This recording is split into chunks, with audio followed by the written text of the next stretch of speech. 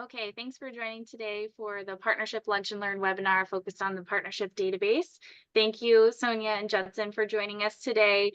So as a friendly reminder, the Vermont Ag Water Quality Partnership, oops, this forward, their mission, sorry, I'm having trouble with my view here. There we go. Okay, so I'm Allie Lewis, coordinator for the Vermont Ag Water Quality Partnership. And as a friendly reminder, the partnership's vision is that Vermont will be populated by farms that are vibrant, robust, sustainable, and that they steward their land for the benefit of water quality, connected ecosystems, wildlife habitat, the public, and general good of Vermont. So we have federal, state, and nonprofit partners formally in the partnership. Of course, we work with many partners beyond the ones that I'm going to mention. I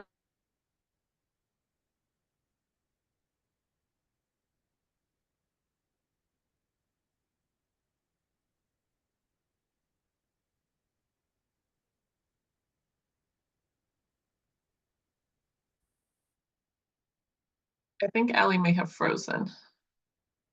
STEM program and UVM extension. So our purpose and mission is that we are going to improve ag water quality in Vermont by coordinating partner efforts to provide education, technical, and financial assistance to the farming community. And we have three overarching goals in which we're trying to achieve. So the first is to improve water quality as well as wildlife habitat on all engaged farmland owners or operators' properties. The second is that we'll deliver technical and financial assistance in an efficient and effective way. I'm really excited for this presentation today to talk about a tool we can use to do that, and that we will provide the best service experience possible for those participating in our programs. So thank you. I'm going to hand it on over to Sonia and Judson. Thank you, Allie. Always great to work with you and excited to be here, excited to be part of the partnership. Just getting my slideshow ready.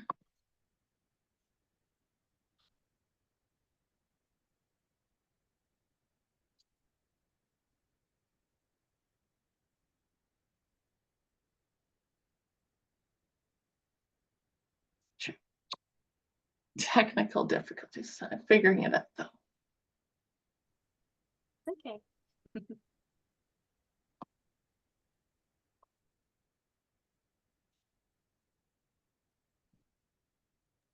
We still have people joining, so this works out well. Wonderful. Okay, we can see that. Great. And I think my Teams is going to disappear once I start presenting more. So Allie, if you can monitor the chat, that would be helpful. Okay. So hello, everyone. I'm Sonia Howlett. I work with the Vermont Agency of Agriculture, Food and Markets. I'm a water quality program coordinator, and I run a couple of grant programs.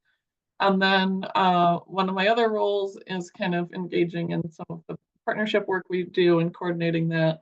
And at the agency, we also all spend a lot of time kind of trying to keep track of what we do and to find better ways to connect our work to the work of our partners and our funded partners through the Ag-CWIP agreement, et cetera. And the partner database is one of the ways we do that.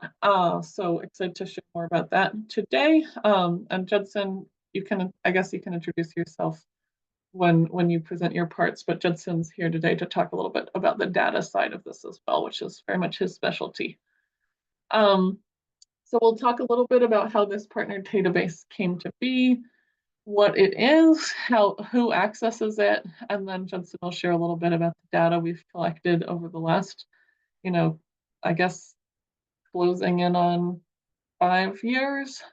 And then we'll show a little demo.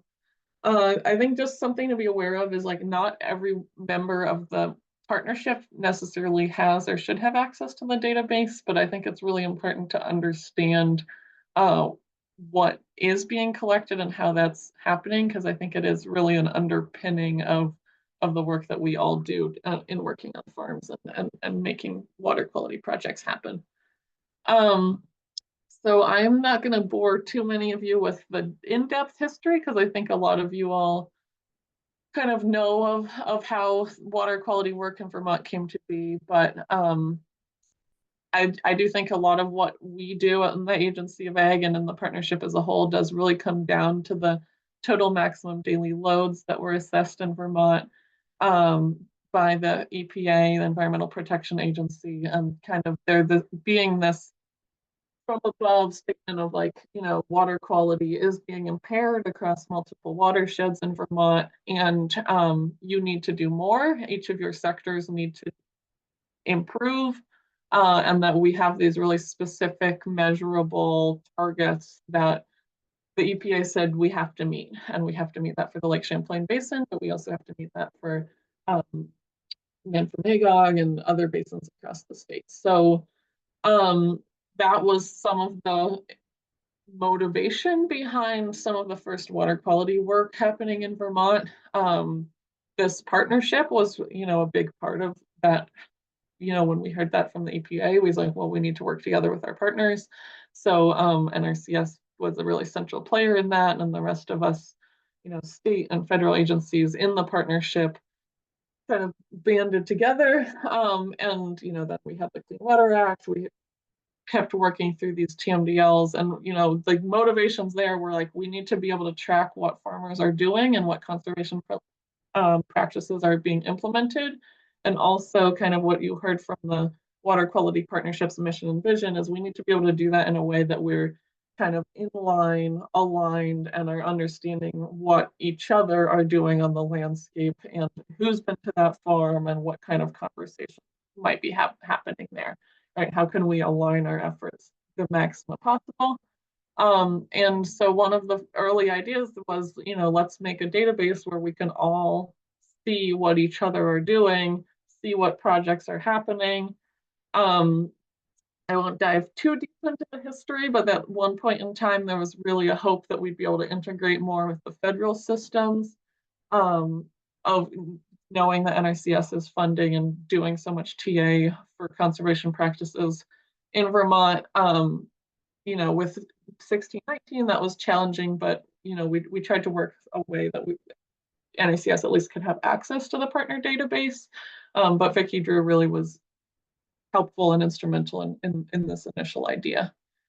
So the full name that was developed back in 2019 was the Multi-Partner Agricultural Conservation Practice Tracking and Planning Geospatial Database, which I think really captures this database is trying to do a lot of things, and it's trying, be that multi-partner, be that practice tracking space. I think partner database is maybe a little bit less of a mouthful, so that's what we tend to use in our common talking about it, but that is still the official name of it.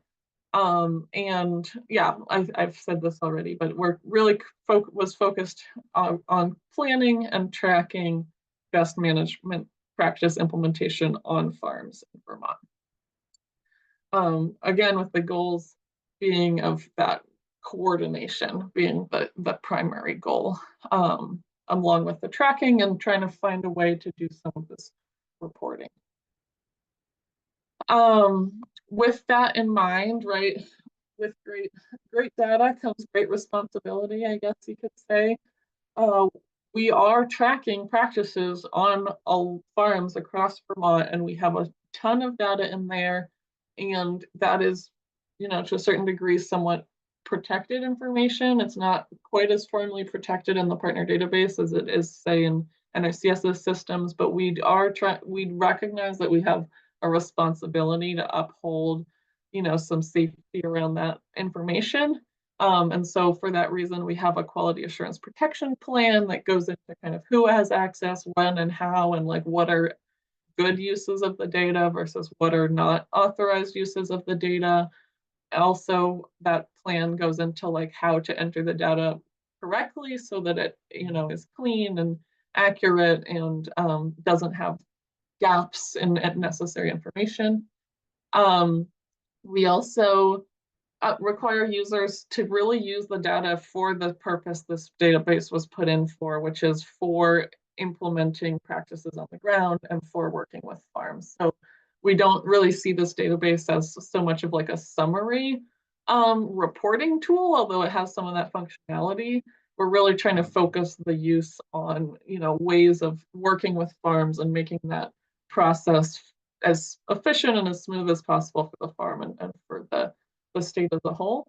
And we do not allow regulators to use the database. So even, within the water quality division in the state of Vermont, we're in a funny position in that some of our roles are really focused around technical assistance, and some of our roles are really focused around enforcement. And our enforcement focused people do not have access to the database because we don't really see that that's what this database is for. And so they have their own database that is separate and distinct.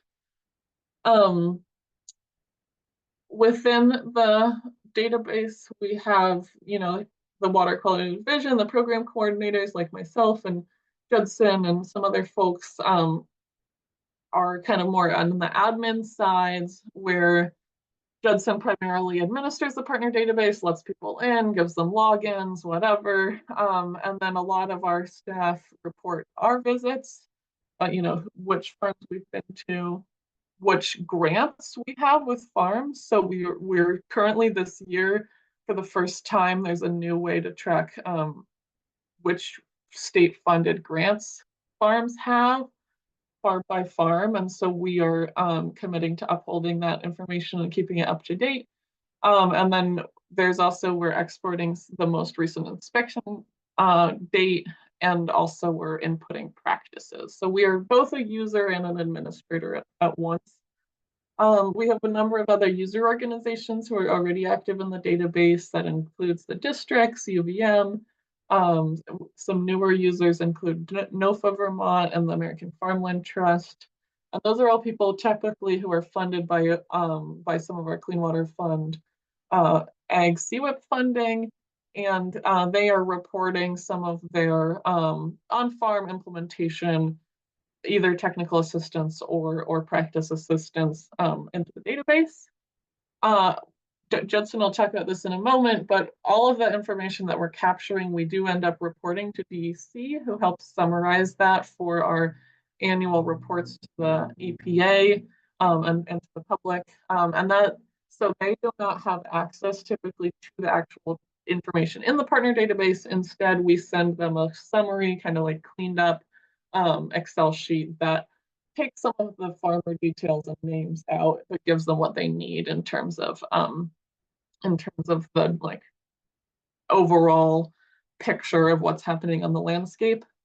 And then we do have another role that has not historically been as much in use, but we're hoping to build up to coordinate more in this space in the future, which is that we did create, when this was built, a specific role for NRCS staff, which would allow them to view all of the information in the database, but not necessarily enter their own information, because we know the NRCS information NRCS collects is protected. So, maybe that they're not able to like break that wall to share information with us, but we'd love to be able to offer up what information we have available to them to help foster that coordination in the future.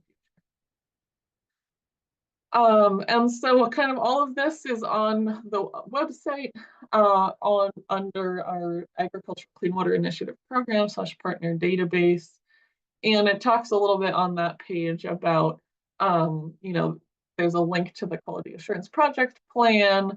There's a really in-depth training for folks who might feel like, yes, I'm working with farms. I would love to know who else has been out to that farm. I would like to know what practices that farm might have been paid for in the past, or what grants they might have active right now with the state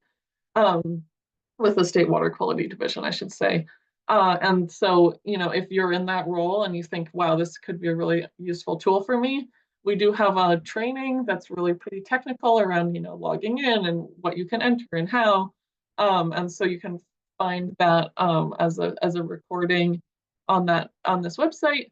And then once you've been trained and you feel like you're going to be able to uphold that, the standards around use of the data, you would sign a user agreement, which will go to Judson, and he'll set you up with a login so you can start using it.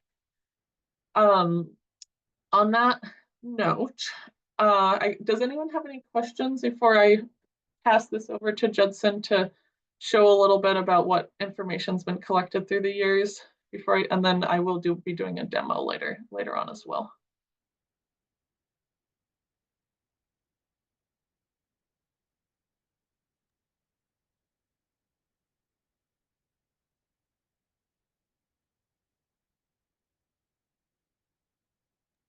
No questions in the chat. Okay, well, I'll turn it over to you then, Judson. Oh, can you keep sharing? I don't have the PowerPoint open. Okay, I will keep sharing then, Right. and then I will turn it over to Judson. Hi, everyone. My name is Judson Peck. Like Sonia, I work in the Water Quality Division of the Agency of Agriculture. I'm a data analyst. I work, as Sonia mentioned, managing this database, and I was around getting it launched back in 2019. So the data, I'm going to highlight some of the data that is stored in the partner database to highlight its use and the type of data. I just want to note that this is for the fiscal years 2016 to 2024, and this most recent year is not complete. The data was exported in 2024 of April. So again, this year is not complete. And this is raw data from the database. So it has not been quality checked, which is a step that happens before we do our final reporting. Go ahead, next slide.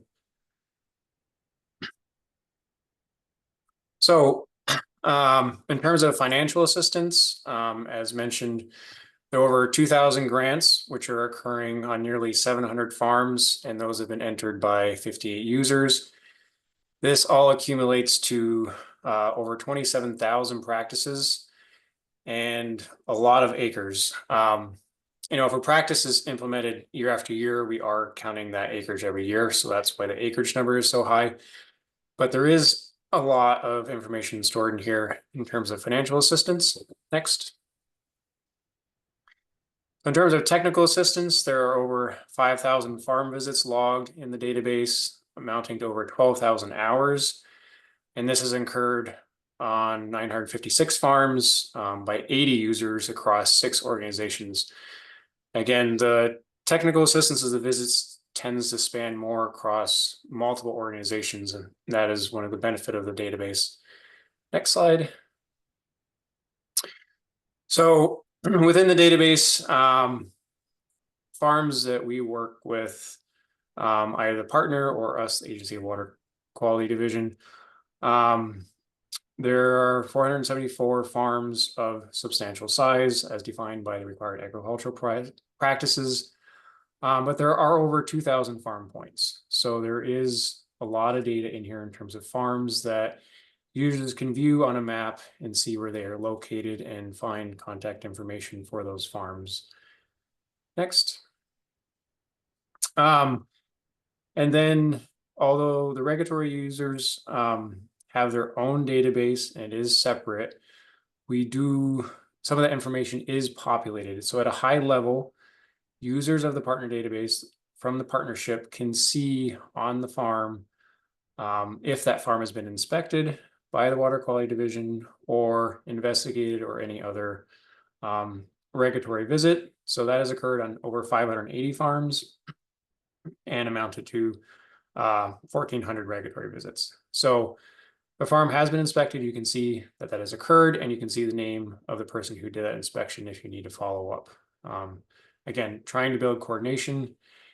And also wanted to highlight that our engineering staff, which are non-regulatory, so our BMP engineers, they are entering structural practices in the partner database.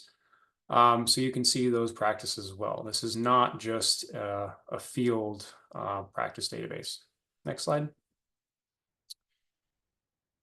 So all of the practices that have been entered in for the Lake Champlain Basin and the Lake Magog Basin get sent to DEC, and they do the phosphorus accounting to calculate reductions, and the data in the partner database has amounted to over 135,000 kilograms. So this data is very useful. It's very important to track what farmers are doing and get credit for that so we can help meet the TMDL. Next. So this is the same information, just showing it over time. The green line is practices and the orange line is visits, showing the increase over time. Again, I just want to reiterate that the most recent year, what we're in now, fiscal year 2024, is not complete. So once that reporting is complete, those numbers will hopefully increase. Next. And then here we have the number of farms, which are either serviced with technical assistant visits or have practices on them. Similar trend. Next. And this is, again, practices and visits entered by number of users. So just highlighting the number of farms and the number of users that are entering this practice data. So now I will steal the screen, hopefully. So you can see there's a lot of data in the database. And as mentioned, we send this to DC and this is reported, the yellow bars. This is for Lake Champlain, TMDL. The yellow bars is agriculture. This data includes federal NRCS data as well within agriculture. But all the agencies that are working with agriculture are sending it to DEC. So this is how it gets aggregated. But as you can see with theirs, it only breaks down by sector. So we have taken our more in-depth data and the phosphorus reduction calculations done by DEC and created a more detailed annual report and interactive Power BI. So this is found under, this is our website under water quality, additional resources. We have this interactive data report, which I'm quickly going to highlight. Hopefully many of you have seen it. This is a quick overview for the fiscal year 2023, which is last year. So you can see the state investment, match, investment from farms. Again, all the stuff we just talked about, conservation practices implemented, the resulting phosphorus reductions, outreach visits, technical and regulatory visits, production areas inspected, compliance, enforcement actions. And because what's new and novel about this database, one aspect is it's geospatial. So all the practices that are occurring on fields are mapped. And from that, the database automatically calculates where they're occurring in, so the county and watershed, the acres of that practice, but also the soil and slope, which is very important information for calculating the phosphorus reductions if it's occurring in an appropriate watershed. So we can map all of this geospatially. This is all public, either by tactical basin or by county. And then what is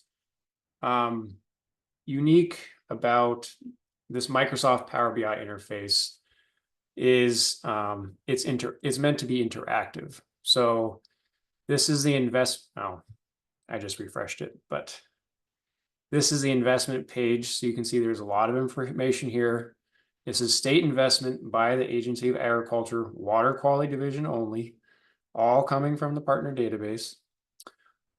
You can see investment by the funding source, by our program, by year, by type, or by region. Well, what I want to highlight is it's interactive. So if you only wanted to look at funding, you could click funding. If you only wanted to look at a certain program like FAP, you could click on that. And if you only wanted to look in a certain area, such as Addison County or Franklin County, sorry, you can click on that and the data automatically filters for the filters that you are applying.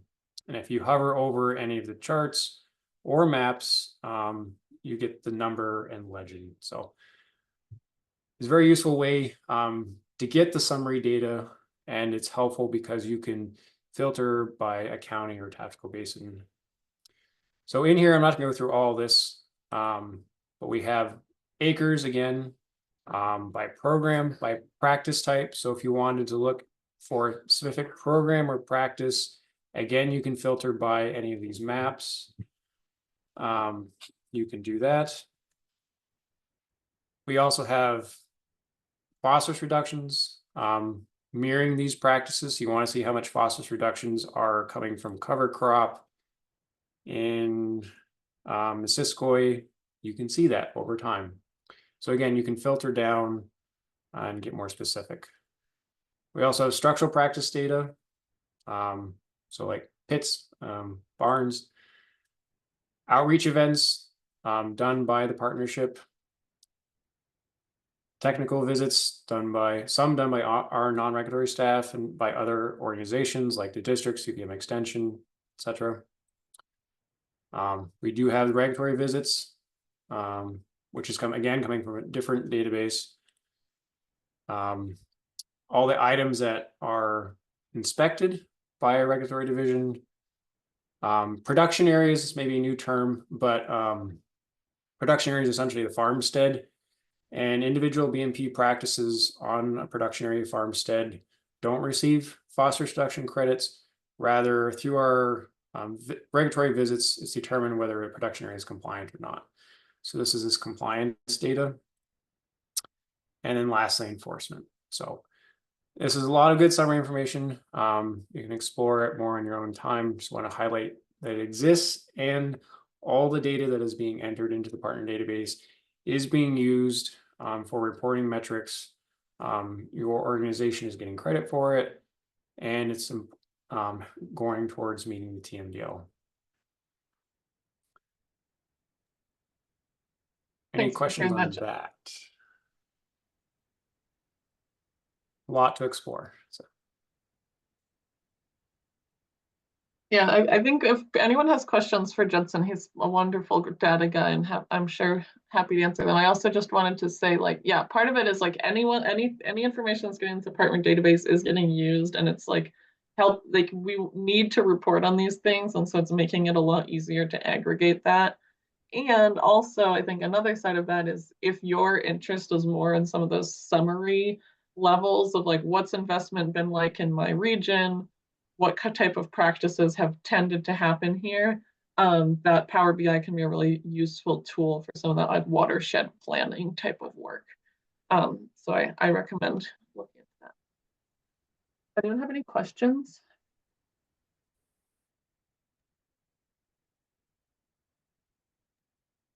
Hi, I'm Lincoln Frasca. I work with the Central Vermont Regional Planning Commission, and we're also the Winooski Basin's clean water provider. So that's sort of my interest that brought me in today. And I was just wondering about the data that you're showing. Is this going to be a mix of regulatory phosphorus reduction and non-regulatory projects, or is it just non-regulatory projects that you're showing? So I can answer that. So in the partner database, it's just non-regulatory. The Power BI, the interactive dashboard that I was just showing you, takes data from both sources. Phosphorus reductions are the only regulatory quote unquote practice that gets credit under the TMDL is that production area compliance. So it's less of a practice and more of compliance. Obviously, practices on the farmstead, BMPs, can help get a farm towards compliance. Okay, yeah, that makes sense. And then I guess my follow-up question would be, would a clean water service provider be an entity that might be able to access some of this, access the database? Because we are, doing a lot of project development and reaching out to farms in coordination with the Agency of Ag to see, is this project a good fit for the CREP program, or is it a good fit for the formula grant program? Is a conversation that we're having a lot. So to be able to see, okay, this farm's already engaged with, this program, or this is the contact information, that could help us save time and coordinate some of the outreach that we're, trying to develop. Yeah, why don't we talk afterwards? It's possible. All right, thank you. Thanks. Hi, Alex at the Agency of Ag here. I'm wondering, maybe similar to what Lincoln was asking, like, or related, how hard is it for people to enter information into this?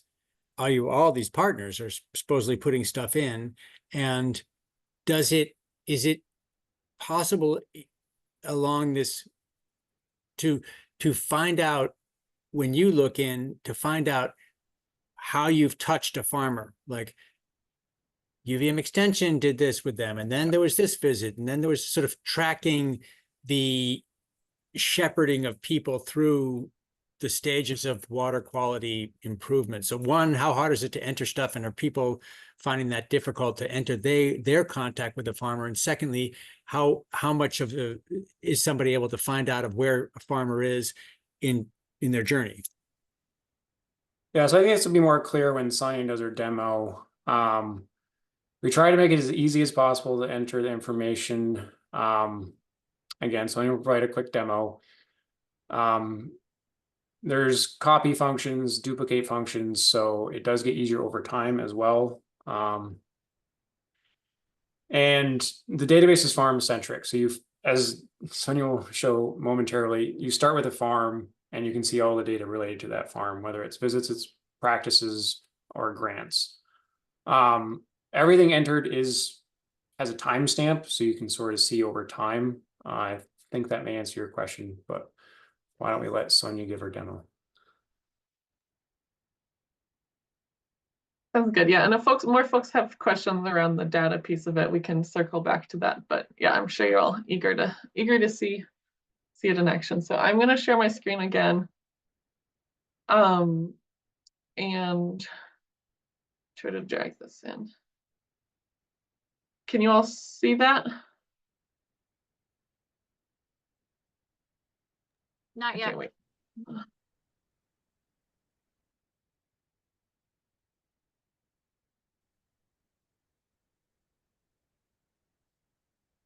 Okay. So the partner database is linked at the Agency of Ag website. I'll just find that in a second. I just Google sometimes Vermont Agency of Agriculture partner database.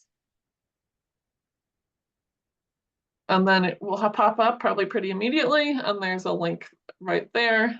So that'll get you to it. You would log in, and you'll get to this home screen if you're a user around search and edit data, and then a couple of different like reporting options that we can look at as well. But most folks are really clicking straight in here, search and add data.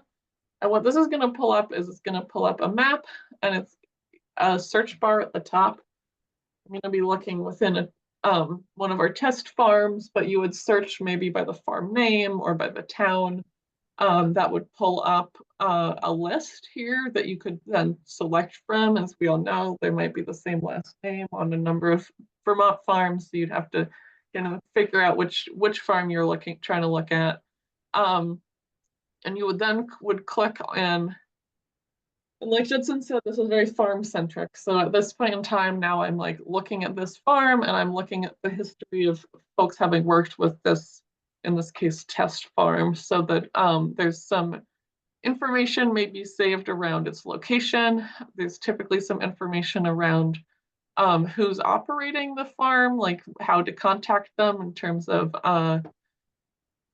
emails or phone numbers, as well as that contact information. Folks who've worked with the farm previously have often or likely entered field boundaries. If the field boundaries here are not what the farm is currently managing, all the users do have the power to edit those boundaries or to even add new fields based on some other layers in the database, such as you can turn on water quality fields, which if you're a large farm that's reporting via some of our more regulatory side of things, we do have shapefiles for those farms. So that's something that you could see.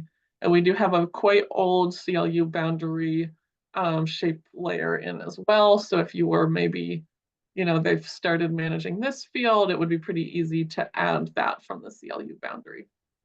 But so that kind of is a helpful documentation maybe of someone's land base, but not totally necessary. Where this starts to be interesting is practice. The practice tab indicates maybe what practices may have been installed on this farm in the past. So I can maybe filter by what did they do this past year? Were they cover cropping? It looks like they were, but I only want to look at cover crops, so let me filter for that. And so this then is the map here of what this farm cover crop that we tracked maybe through one of the state funded grant programs they've installed this year. How is that different from 2023? Well, it looks like they did more in 2023, and in 2022 pretty similar to 2023. So that can be a useful way of determining that. I will add here while we're talking about just shapefiles and fields, not a lot of people use this because everyone has access to better mapping software. I do not, and a lot of us at the state of Vermont do not. So I actually do end up exporting maps for farms from this database as well. You kind of get this centered and it kind of ticks its own little fancy screenshot essentially. And we'll print that out, and I can send that to a farm with their field names, or say, hey, I mapped your cover crop and this is where it was. Does that look right to you? Or sometimes I send that to NRCS, like this is what cover crop we're paying for. Can you just take a look at these boundaries and make sure that you aren't paying for any of them as well? That kind of thing. So then if you were a user and you were maybe working with a farm to help them, maybe you wanted to help them install some, livestock exclusion, and they're not really going to get paid for it by a state program, but you do want to document that you helped install that. You could, add multiple field practices or add one field practice, and there's just a couple of drop downs around like what practice did you install? Yes, it was installed. Yes, it happened. Maybe I had done this through one of my ag CWIP agreements with technical assistance, whatever. You'd fill it out, and you'd put in whatever your grant ID was or whatever, and then you just simply choose. It's a click and select type of thing where if I hit save right now, which I can because it's a test farm, it's going to save those practices. And now that database is uploaded, and anyone else who logs in would be able to see that has happened for that farm. Moving on from that into interactions, again, tracking practices is one of the most important uses of the database. The Agency of Ag does this a ton in terms of we are tracking and mapping every single FAP grant that I write on 350 farms a year. Every acre of practice that those farms install, we are putting into the database in order to create that record and to be able to export that information for DEC. Some of our partners are using this, like the example I just ran through of maybe they're helping someone with a self-funded practice, or some folks are doing surveys of what practices are you installing on your farm that the state and the federal government haven't paid for. So can we try to capture that implementation that's happening outside of these payment systems? So that might be why people are adding practices, but I do find it really useful to just kind of understand, okay, they've got an access road and it's out here in the woods, or whatever, just do some of that review. So the other really useful thing that I think even more people probably are using the database for is to understand who was on this farm recently. So again, this is a test farm, so this was kind of fake data, but we tested the farm a lot, so it looks like if this were a real farm, the inspectors had been there a lot in May of 2024, right? So that's would be an interesting thing to know. Nate was out there most recently. If I was working closely with this farm, maybe it would be a good idea to call or email Nate and say, hey, it looks like you've been out a lot. You know, is there anything this farm's working through enforcement wise that I could help them solve as with my like on the ground assistance? Or, you know, all of the TA providers have been also tracking their visits in here. And so, you know, it looks like Judson's really been working very closely with this farm. And he went out there on December 8th of 2023. He's obviously these are all tests, but you know, I entered this back in October, right? That I hypothetically might have done an FAP check on their cover crop and seen their grazing. Something we've been learning from partners, we did a training back a couple months ago with some of the users. And one of the things that we heard really strongly was like, when we are using the database, let's keep better notes because there is this as space for as much notes as we want. And if I, instead of writing FAP check on cover crop saw grazing, were to have written, you know, checked cover crop, it looked really good, but I recommend that they plant earlier next year because germination was a little spotty or whatever. That would be maybe even more useful to know if you know, you or your new employee or someone started working with this farm to have that additional documentation. So that's something that we're all hoping to hold ourselves to going forwards, is really using this database to be the best it can be by and really focus in on adding more details to so we can share that information with each other. But what you will always have is, you know, a record of who was there and when and what reason. And that information also kind of populates this people involved tab, which is just at a really high level, like who's been to the farm recently. And so we've been talking about being a little more deliberate in how we use this information, right? So that we can say, like, if I am working with this farm as like maybe a farm team coordinator, some districts are starting to call them like, I want to be a point person who's coordinating work on this farm. We're going to call that a case manager. And so if I'm the case manager on this farm, then I'm saying, hey, like, if you want to talk to this farm, you can, great, go ahead, but I know a lot about them and I can help get you connected. So that's useful to people involved. And then lastly, we've got grants, and this is all of the state grants and the status that this farm might have. So it might have they might have an FAP grant for drilled cover crop that was in 2024, right? So that's really helpful for me to know that information if I'm trying to. So that is basically all there is to see here.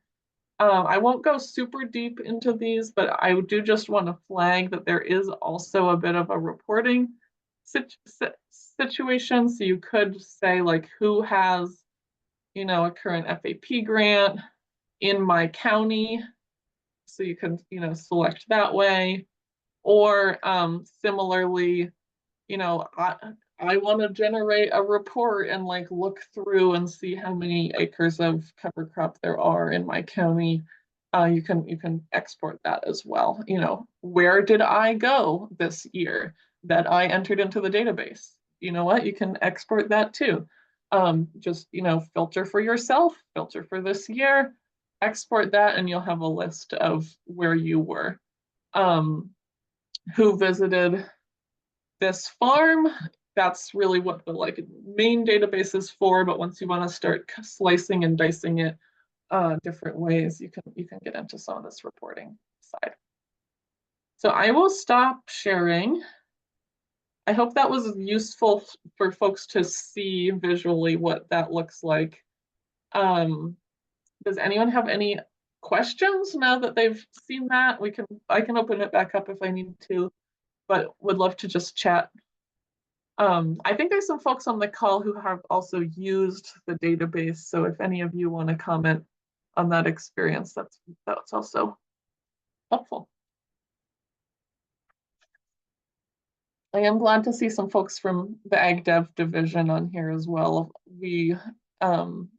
This has historically been very water quality focused, but I'm really interested in knowing more about like what this whether there's a role for the geospatial tracking or going forward. So looking forward to having those conversations as the year goes on as well.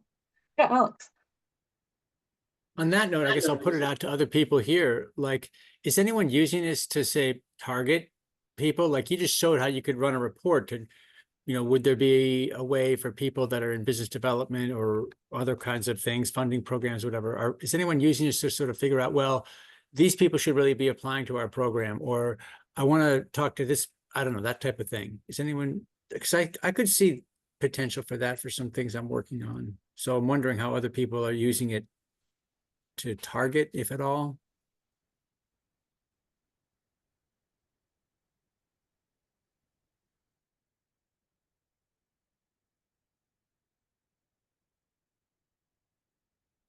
I think that's a goal we have, Alex. Whether or not it's happening might be is often a different question, but that it was, I believe, a goal when we developed this system. I mean, for our programs, we don't target. It's all voluntary. I do think some of the district staff and maybe like other partners are looking within their county or watershed and seeing what farms they have visited and not visited, and maybe targeting their outreach that way. But in terms of financial assistance, we're not targeting that way. There is potential. So we're just not there yet.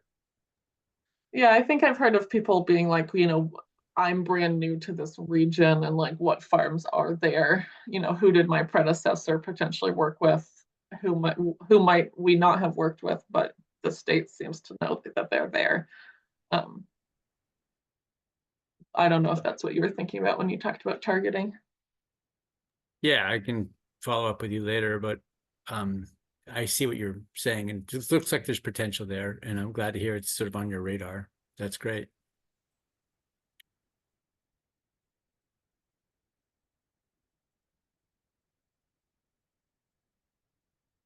Something that's on my mind, I'm just going to keep talking while people are thinking, is that idea of like succession planning, right? There is such transition often in who's working with farms for a lot of reasons. But I do hope that like systems like this can kind of smooth that curve a little bit. I don't know if folks are actually using it that way, but just like, if I have my paper list that lives on my computer of who I've visited and find comments on them, that's great. That's wonderful for me. But, there's some brittleness there in terms of like my computer dies and do I lose that information, or, maybe I transition out of my role and someone else transitions into it. Like, do we have a robust way of like sharing that collective knowledge? So that is something I'm hoping that we can really build the system into as well.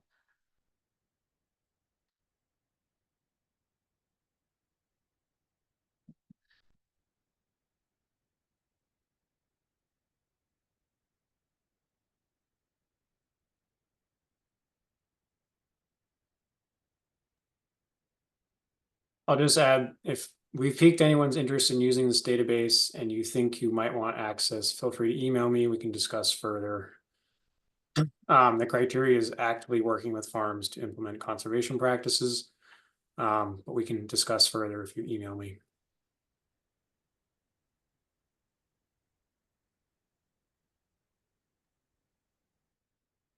I'm curious, Sonia, if you have any immediate ideas about what partnership or what AgDev could learn from the water quality partnership database. For context, for folks that aren't too familiar with AgDev's work, we manage a lot of grants for the agricultural agency, and we have like a grant management system that keeps track of who is receiving grants, but we've had lots of conversations over the years about wanting to have some kind of CRM. I see Alex is chuckling because this conversation has been going on for years.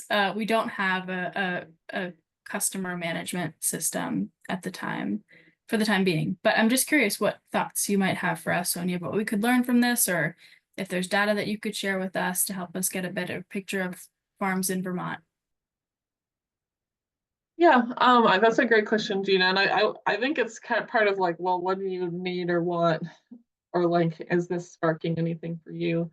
I One thing that I understand that this database might do a little differently than like your existing systems is a little bit more of that like multi-partner contact history, which could be helpful in terms of like, okay, I'm hoping to work with this farm and like who might they already be working with who could, has some background knowledge and like is another contact for this farm, right? So just like less as a user role and more as an admin role of like just understanding history. And then I think also the geospatial element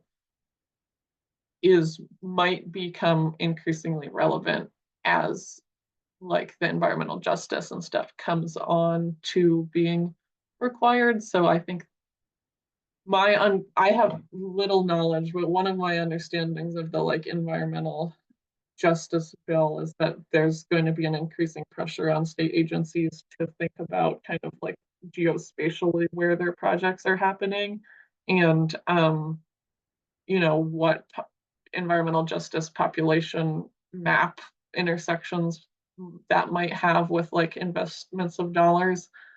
So that is definitely something that I've been thinking about with our work is like, is this partner database going to be something that will support us to be able to respond to those questions more robustly.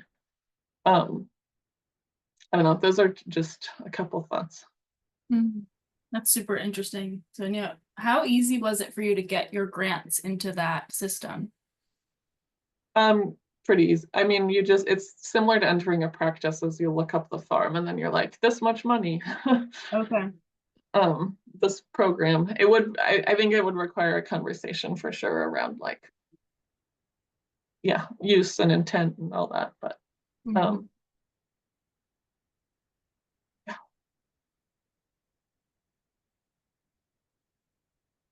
yeah, for me, a lot of the time, like there's a lot of reporting I have to do for my grants, which I'm gonna leave out of this, but I do often a lot of the time when someone calls me up and they're like, I'm interested in this program, I do look them up in the database and I see, okay, what other programs have you been part of and who are you working with? And that gives me like just a ton of conversation while I'm still on the phone with them, a ton of context around like, who are you and what have you done and like how much base knowledge are you going to have about this, and is there anyone else who could be a third party to call in here?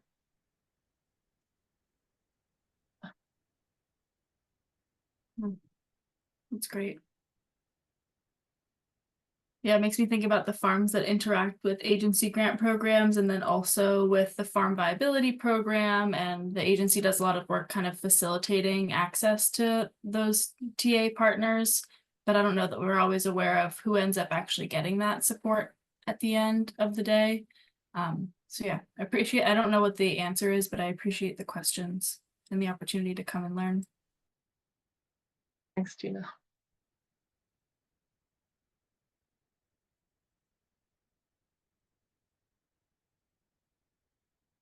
I think we're almost at time. Thanks, Ellie, for sharing a survey. I would love to get everyone's feedback. So I hope people fill that out. You can't go until you fill it out. That's what I just found out, right? I mean, yes. I can't even hang up until I fill that thing out. Thanks, Alex. That's correct. My new favorite participant, Alex. Oh, thank you both so much for this. And we really appreciate everybody joining today. We'll be posting this webinar on the partnership website, and I'll be sending out a newsletter link to the recording as well as the resources that were shared. If you aren't receiving the partnership newsletter monthly and the announcements about the webinars, please send me a message in the chat. I'll keep this open and I can make sure to add you to the MailChimp. So thank you. Thank you all. Thank you.